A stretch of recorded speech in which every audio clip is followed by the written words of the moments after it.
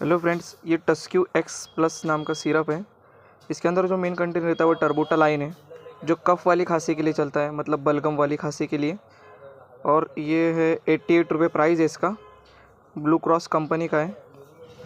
इसके अंदर कंटेंट है टर्बोटालाइन, सल्फेट, एम्ब्रोक्सल, हाइड्रोक्लोराइड, गॉसेफिनान्सन सिरप विद ब्रोंकोडाइलेटर पे चलता है ये, मतलब ब्रोंकाई जो रहता है इसके ऊपर भी यूज़ होता है। ये कफ़ वाली खांसी के लिए मतलब ज़्यादा यूज़ होता है। ये देख सकते हैं आप, ऐसा सिरप है।